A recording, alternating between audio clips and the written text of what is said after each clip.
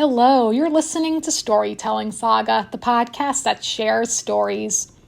I'm your host, Allie, and today is the 20th anniversary of Avatar, The Last Airbender, having premiered on Nickelodeon back on February 21st, 2005. My goodness, how time flies. Wow. And I talked about this show already a couple of years ago with special guest Harry Mackin. We discussed the themes, the extraordinary character arcs. It was such a great discussion. So if you're interested afterward, definitely go revisit that episode or give it a listen if you haven't yet, because that's where we just really talk about the impact of the show and the nuances of it. And I can't overstate how incredible the writing is on this series, how phenomenal the characters are and the world building, and how much now this show has inspired me. And I am one of the, honestly, realistically, millions of people who got into this show during the pandemic back in 2020. Because at the time this show premiered, I had never seen a full episode when the show premiered. I had seen very little bits and pieces of it here and there.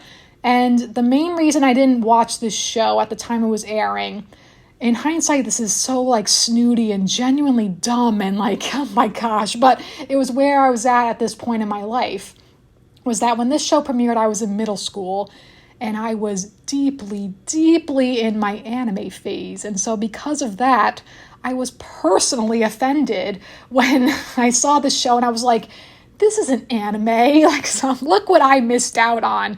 But I think it was meant to be that I watched this show years later as an adult. I don't think as a teenager at the time watching it, I would have had the same, but who's to say? I'm sure I would have liked it, but it just was meant to be that I watched it as an adult and could really appreciate it for what it is. That is a masterpiece. I've said that once and I'll say it again. It is, in my opinion, a flawless masterpiece. But that said, what little I do remember of the show at the time, since back in 2005 again, so 20 years ago, I just want to say that just a few things I remember at the time when it was airing and what little I saw of it was that I remember thinking, with Aang with his arrows on his head and stuff, I remember thinking, he has those arrows because he's the Avatar. I didn't understand that it's because, for his, because he's an air nomad, and I didn't understand that those were tattoos. I thought he was born that way with arrows on him. The other thing I remember was that I absolutely loved Momo. I was like, this little lemur creature with its big ass ears is so damn cute. I want that little guy as a pet. And I loved Appa too, but I was like, Momo. I was like, I think that little guy is my favorite. And I also remember immediately recognizing Jack DeSena's voice. Of course, Jack voices Sokka. What a tribe, And I already know, at the time, I would have had a crush on Sokka because I low-key had a crush on Jack DeSena because I remembered him from All That, the second iteration of All That at the time, but I recognized his voice immediately. And the main thing I remember was that opening scene with Katara yelling at Sokka and when she calls him sexist, and I remember thinking at the time, they're allowed to say that on Nickelodeon? That impressed me. I was like, oh, wow. And I remember seeing promos here and there. I remember seeing Toph and being like, oh wait, this little girl, she's blind and she's a badass earthbender. That's really cool. And the other thing I mainly remember, truthfully, is that I knew that Aang had a crush on Katara, and so I was I was rooting for them. I was like, okay, well, I guess they'll get together. And the other thing too was that I happened to, completely by chance, I didn't mention this when we discussed the show at the time, but completely by chance, I just happened to have caught, because again, I hadn't seen a full episode at the time, but I randomly caught the part at the time it was airing, so this had to be back in 2007. It was the Day of the Black Sun when, Aang and Katara are on the submarine, and then at the time, I don't remember hearing the dialogue. I just remember looking at the animation and being like, oh, wow, look at this show. The animation looks good. And I was like, oh, and Aang looks kind of older. And I'm like, oh, and look at Katara. I remembered that. I was like, oh, are they going to get together? And then that's when he kisses her and then he flies off. And I was like, oh, good. And obviously then, as we know, that's not when they even get together. But at the time I was like, good, yay. So all that to say is that I shipped Kataang then. I ship them even more now. They like have my heart. I'm like fully invested in Kataang. Like I'm fully entrenched in Kataang feels at the moment. And that's been like for the past several months, truthfully. And all of that stems from because I already mentioned this too. There's another episode you can go back and listen to if you're interested. But my third time attending LA Comic-Con this past October, they had an Avatar The Last Airbender panel. And so it was with several of the voice actors. And Tyler Eisen was there, the original voice of Aang. And during that panel, I just genuinely low-key fell in love with him. I was like, oh, okay, well, I guess I have a crush on this guy now. That's fine, whatever. And then I went about my day, went to other panels, and then toward the end of the con, I was like, let me go. I think I should go meet Zach. I was like, he's here. Like, I think I want to go meet him. So then when I went over to his booth, I went back and forth multiple times because I got super nervous. Like literally, I was like, oh, nope, like back and forth. I'm not even kidding, like multiple times. To then the point where then when I came back at one point, then I was like, no, he left. And I was like, no, just when the world needed him most, the Avatar vanished. No.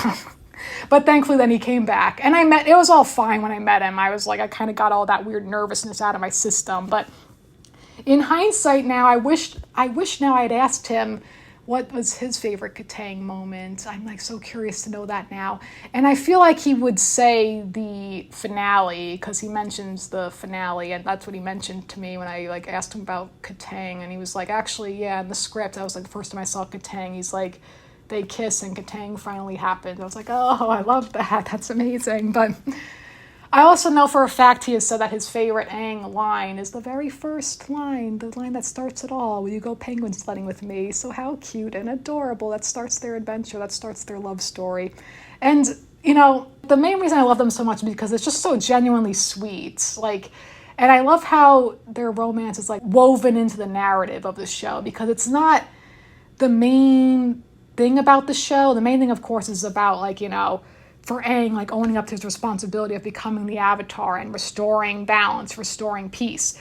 But in doing so, though all of his friends help him along the way, Katara is always like that main person who always has faith in him. And like truly, without her, he wouldn't be like the person he is. Like she's the reason he truly becomes the Avatar. So it's like they both like fulfill things in each other. And same with him, like helping her, though she does it herself too, becoming a true waterbending master. And also, again, though it's a small part of the story, it is what the story ends on. It's like after finally defeating Ozai and bringing balance to the world, and it's like they finally, that's when they finally get together, and it's like the sweetest thing. And I'm like, oh my goodness, because that scene is so gorgeous and beautiful. And to this day, I've still only watched the finale once. I purposely am like, just the once still. I've since seen clips and stuff, but just once that I've watched that finale, and I'll do another watch through of the show at some point. But for now, I've only seen the entirety of the show twice, and the finale once. So, but I love that they're communicating the love with each other all through those loving gazes, and it's so sweet and adorable. So I love Kataang. I can't say that enough. I love Kataang, but. Having said all of that, because I could just keep gushing about that in particular, but, despite all of that too, I love, how phenomenal this show is. And I have such respect and admiration for everyone who's ever worked on this series. And now it was recently officially announced that Avatar Studios is working on multiple projects, new projects, one of which is a new limited series about the new Avatar who is going to be an earthbender, and they're twins, and then one of whom is the new Avatar, and it's called Avatar Seven Havens. So that's going to be really cool. But personally, what I am infinitely excited for is the first animated theatrical movie. Of course, it stars Aang. At this point now, I've realized Aang is by far my favorite character. My goodness. But yeah, so officially Aang is my favorite. Just I want to go on the record as saying that. But I'm so excited for that movie. So it's it's gonna be the Gaang, Gaang, now all in their 20s. Officially, Aang is 24 in that movie, so you can figure out everyone else's ages based on that. And they're gonna be facing a new adversary. And the director is Lauren Montgomery, who worked on the original run of the show. She was on it during like the final leg of the show. She also worked on Legend of Korra. So I'm just so supremely excited for that. I can't stress that enough. I'm like so impatient for new information about that in particular. We are less than a year away, and this was first announced back in 2021. So it's like, oh, okay, patience. Patience is a virtue, I know, but I am so impatient. But it's all from excitement. But oh my gosh. So until that comes, thankfully, like, there's, more to reflect on with Avatar Last Airbender in the meantime as we gear up for all of these new projects that are in the works. I know the wait is going to be worth it, but in this moment, I'm like, I'm like so excited. But anyway, the other thing too I have to say, generally speaking about the franchise, is that I'm personally not caught up at all with like the comics. I'm sure there's a lot of great lore and world building. The most I know about the comics are, spoiler alert, The Search, where we learn the truth about Zuko's mother. And I never read them or anything though, but I just like know of it. So I'm like, okay, that's cool. That's good to know that, spoiler alert. His mother is in fact alive. Like, thank God. And he ends up reuniting with her. So that's beautiful. I love that. That's great. And I know there's more like lore with the world of Avatar, and like I'm excited to explore more of that with like this new series and with especially the Gaang being older in this new movie. I can't tell you how excited I am to just sit in a theater with fellow Avatar fans. I already can like get the sense of like the collective excitement and how we're all going to like go on this journey together watching this movie and these characters that for many people grew up watching or like, fell in love with in more recent years, whatever it may be. But I already know like people are going to just like collectively like be like so excited seeing Zuko on the big. I already know because people are in love with Zuko and rightfully so. But like I'm Aang fangirl all the way again. So seeing adult Aang, they'd be like, yes. And like adult Kataang, yes, 100% yes. So to that point, in the past several months, I've just been fully immersed in the world of Avatar The Last Airbender in terms of, watching more interviews and checking out episodes of Braving the Elements, which is a podcast co-hosted by Dante Bosco and Janet Varney, the voice of Korra from Legend of Korra. They recapped all of Avatar The Last Airbender, and now they're going to be doing Legend of Korra, so that's super exciting as well. I watched Legend of Korra for the first time last year. I talked about it on this podcast as well.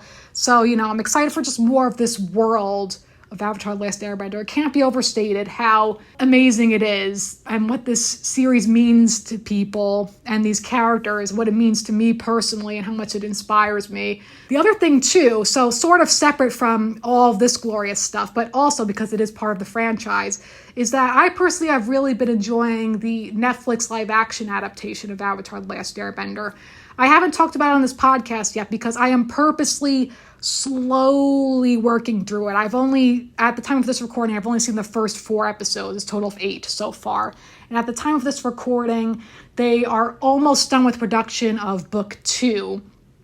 And with that too, I will just say for now, before I talk more in depth about that show in a separate episode, I'm purposely taking my time because one, with Netflix series, a really big thing with them is that they space out the like time between seasons a lot. It's like a good on average 3 years. And I am so damn impatient. I'm like, I can't wait that long. So hopefully I'm just like, come on. Like, I'm so impatient. I really am. Because mostly with that show, I'm so freaking excited. And I can speak for the entire fan base when I say, I am so excited to see Toph, the blind bandit herself, the glorious Melon Lord. I cannot wait for Toph in the live action. Bring on the sass, bring on the twinkle toes. I cannot wait.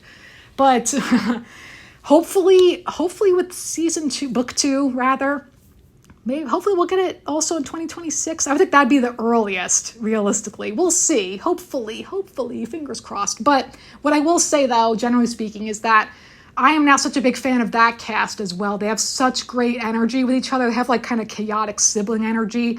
In particular, the 2 actors who have the most chemistry by far are Ian Owsley and Dallas Liu, who plays Sokka and Zuko, respectively. I'm like, these two, I can't wait for the bromance with their characters.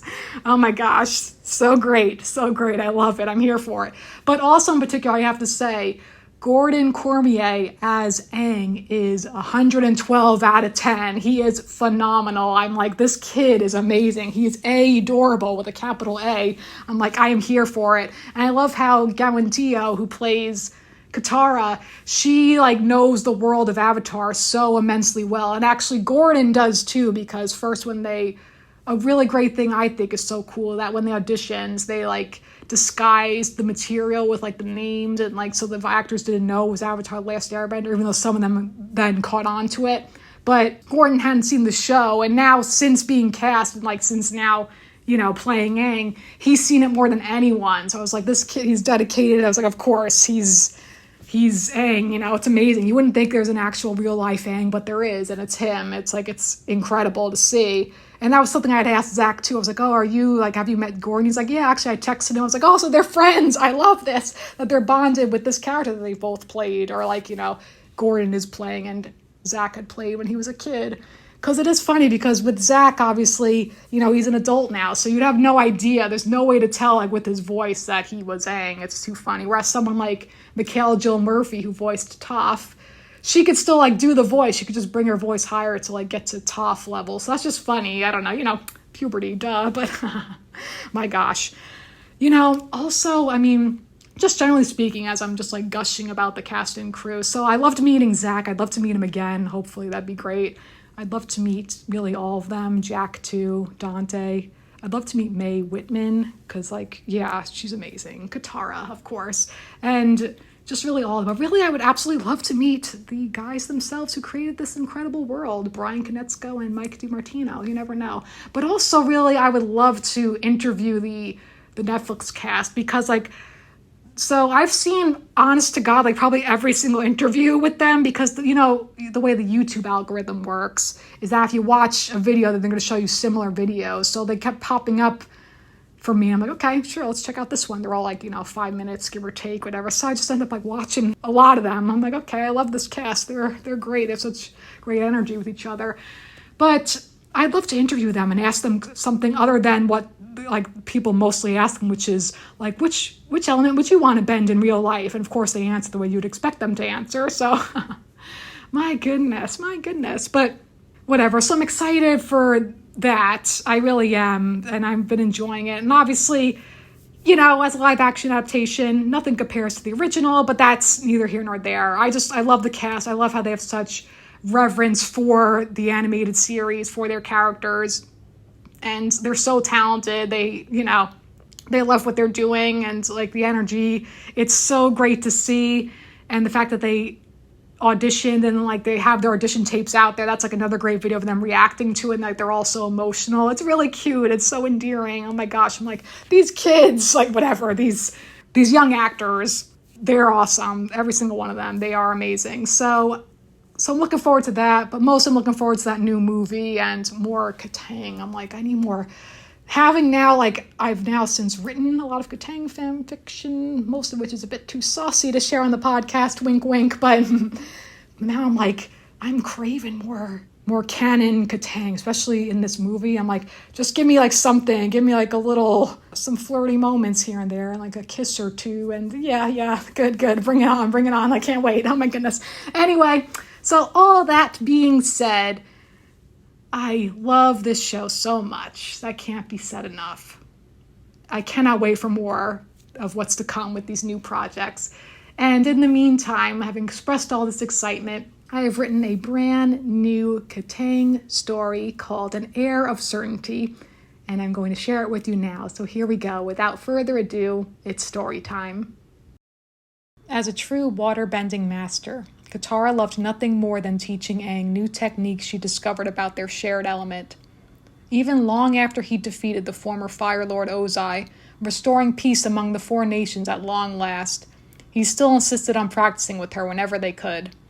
Together they stood in a stream, the water gently rushing over their ankles as they held wide stances with similar looks of concentration on their faces. Arms raised as the flow of water swirled above their heads. They simultaneously brought their arms down, releasing the water back into the stream before lifting their arms again to bring the water flooding forth once more, this time creating an archway above them.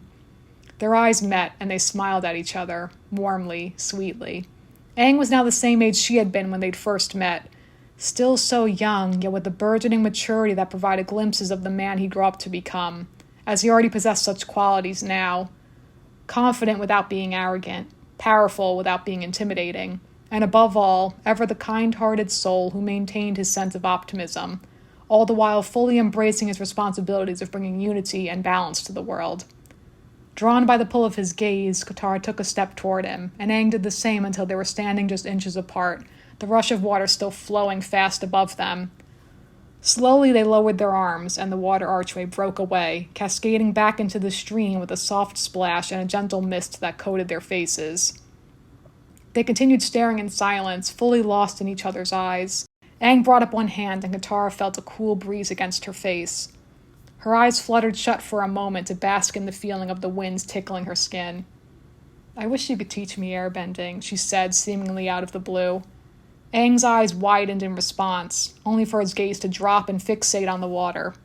Katara's heart clenched with the selfish realization that she hadn't considered the weight behind such a request, one that was impossible to fulfill anyway, and now she inwardly scolded herself for saying anything at all.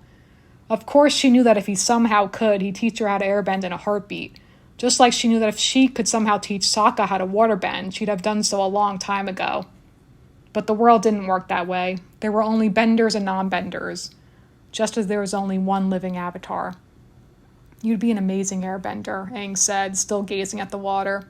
His voice was somber, a tone he so seldom used, having entered a deep place of contemplation even she couldn't reach. It made her heart sink further, plunging like an anchor into the depths of the ocean. "I could picture you flying next to me, so graceful and free." "Aang," Katara said softly, surprising herself at the sound of her trembling voice. "But you're already a waterbending master, and an extraordinary one at that," Aang went on, energy restoring to his voice as a small smile crept over his lips. It vanished, though, when he finally met her gaze again, his dark gray eyes searching hers with a profound intensity. "I wouldn't be here if it weren't for you." Tears filled Katara's eyes before she could help it. She shook her head, not wanting to remember the horrific feeling of nearly losing him, her best friend, her partner, her soulmate. His hand reached out to touch her cheek, and her eyes fell shut as she leaned into his warm palm, the tears spilling freely down her face, disappearing into the water below them. She brought up her hands and enclosed it over his, already feeling the weight lifting from her chest and a comforting warmth rising to her heart with the knowledge that he was right here. And then her heart skipped a beat altogether when she felt the familiar soft pressure of his lips on hers.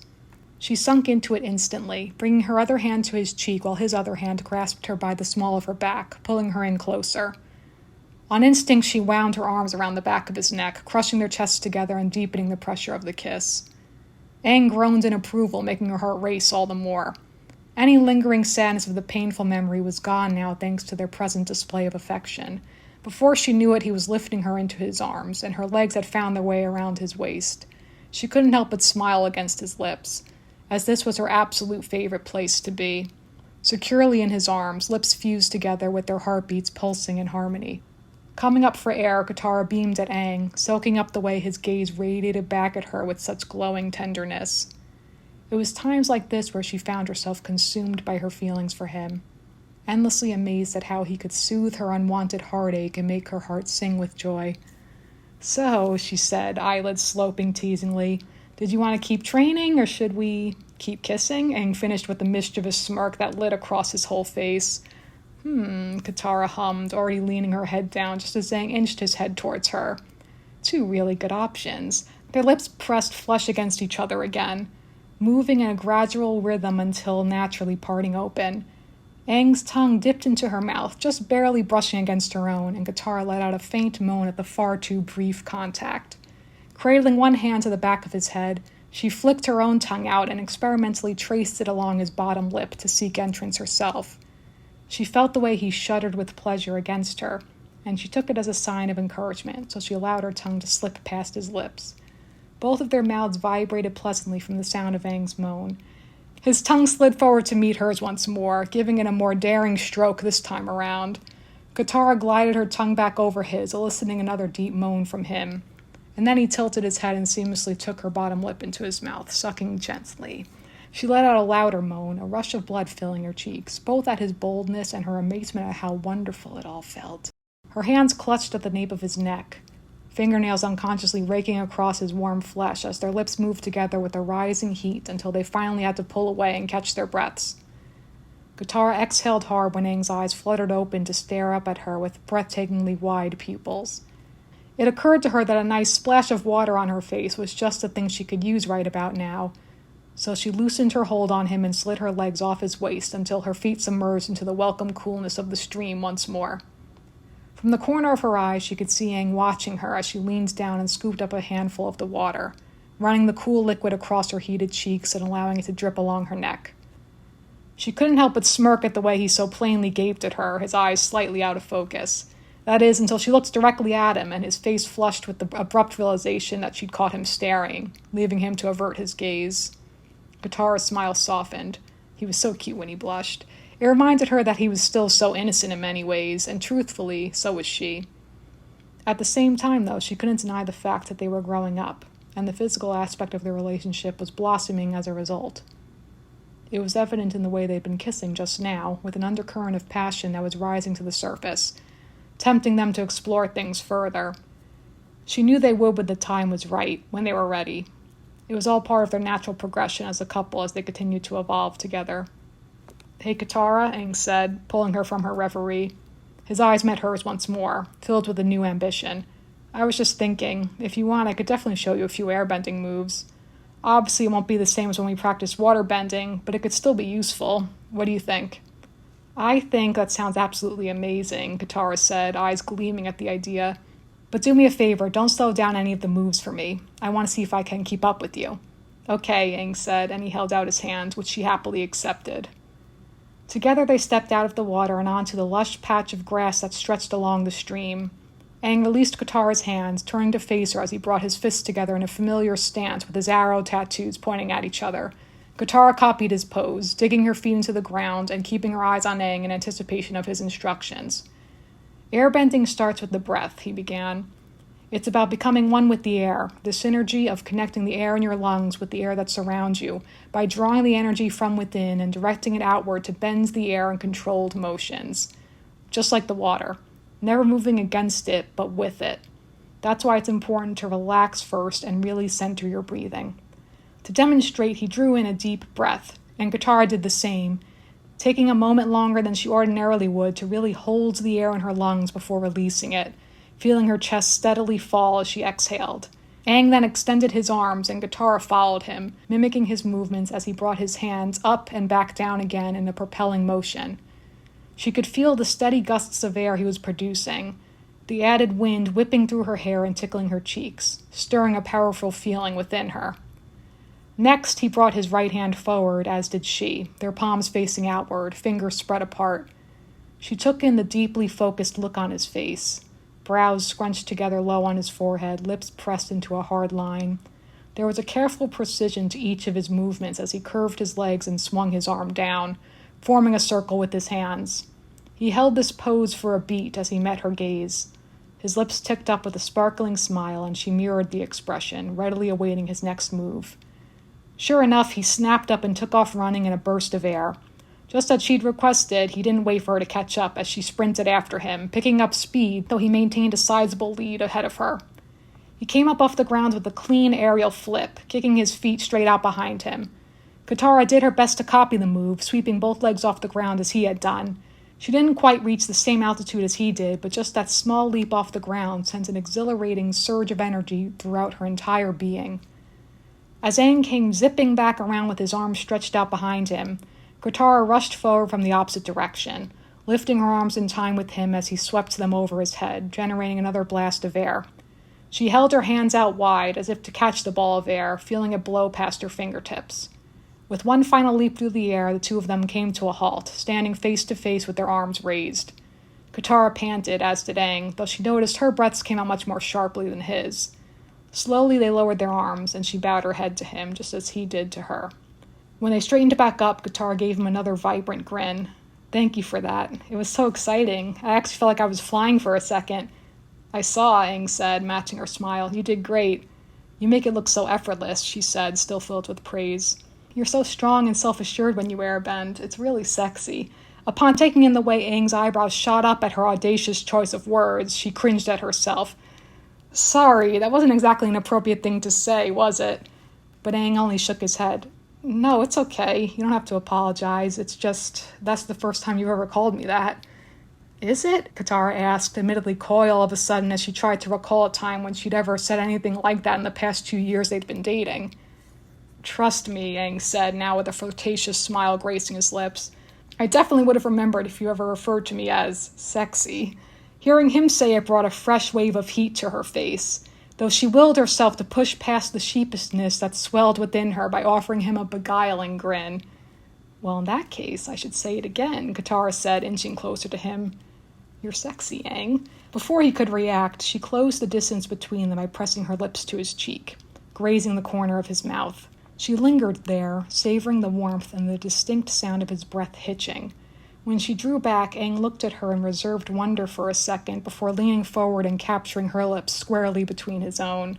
Katara immediately sucked in a dizzying breath and threw her arms around the back of his neck. A stifled noise of surprise escaped her lips when Aang took her by the waist and dipped her toward the ground. Her long hair swept backward as her heart leapt wildly through her chest from the momentum of the romantic move. From this new angle, his mouth pressed so perfectly against hers, adding a new layer of fervor between them. His growing confidence in their intimacy continued to amaze her. Wow, Katara breathed when their lips parted, leaving her lightheaded as a giddy smile spread across her face. He'd brought her back to a standing position, though they kept their arms around each other, now resting their foreheads together. You've never kissed me like that before. I haven't? Aang asked, incredulous, evidently in a bit of a daze of his own. I definitely would have remembered if you had, Katara said, echoing his words from before. Oh, he said, and he paused to gather his senses. Wait, you're right. I'm getting confused about a date you may have had a couple of years ago when I professed my love to you. But that was before we were together. Katara's expression grew wistful then. You know, even when we weren't officially together, looking back on it now, there were times where it felt like we were. Or at least, where I realized now that I secretly wished we were. Like when we shared our first kiss in the Cave of Two Lovers. Or when we danced together as if we were the only two people there, even with everyone watching us. Or when you caught me off guard when you kissed me before the invasion, and I finally kissed you back once the surprise wore off. That whole time I'd forced myself to hold back on my feelings for you because I was convinced we had more important things to worry about. We had a war to end. But now I can admit that the real reason I tried so hard to deny my feelings for you was because I was completely terrified of losing another person I love. And despite all of that, you were always certain about your feelings for me. I'm sorry it took me so long to finally open my heart to you. I appreciate you saying all that, but I want you to know there's nothing you need to be sorry for, Aang said. If you ask me, we got together exactly when we were meant to. I would have waited forever for you. Katara smiled at him, cupping her hands to his cheek. Inevitably then, she uttered the very words to him, fondly and wholeheartedly. I love you, Aang. I love you, Katara, he returned with ease. Their lips sealed together again just as a gentle breeze picked up, carrying their love through the air. All right, so that was An Air of Certainty. I'm going to be honest, there's really not much plot. It's basically just, they're just bending and kissing. And, that's a great way to spend an afternoon, as far as you ask me. And I'm sure they do that a lot together in their relationship. So I'm not going to lie, it felt weird. I'm like, oh God, listen, I got to read all this descriptive kissing. But I've written, beyond that with them. But again, I'm not going to share that on the podcast. Sorry. But I don't know. It's just fun writing Kataang. They're so adorable. They're so cute. They're so sweet. I love them. But also I love Toph too. Just saying. And of course Sokka too. Oh, all of them. Zuko, et cetera, et cetera. Uncle Iroh. Hello. Oh my goodness. So, oh my gosh. So until there's more to discuss about Avatar: Last Airbender with the movie in particular, I am counting down the days. Oh my God, I cannot wait. Once that first trailer drops, I'm going to be like, the guy in book 1 who's foaming at the mouth, that guy. That's going to be me. I'm going to be screaming. And all of us collectively, we're all going to fangirl and fanboy together, My goodness, do I love Avatar: The Last Airbender. So until then, yip yip! And with that, that's going to conclude this week's episode of Storytelling Saga. Be sure to check out storytellingsaga.com. And as always, feel free to send me any questions, comments, or writing prompts by emailing me at storytellingsaga@gmail.com. Until next time, thank you for listening, and remember, write what you love.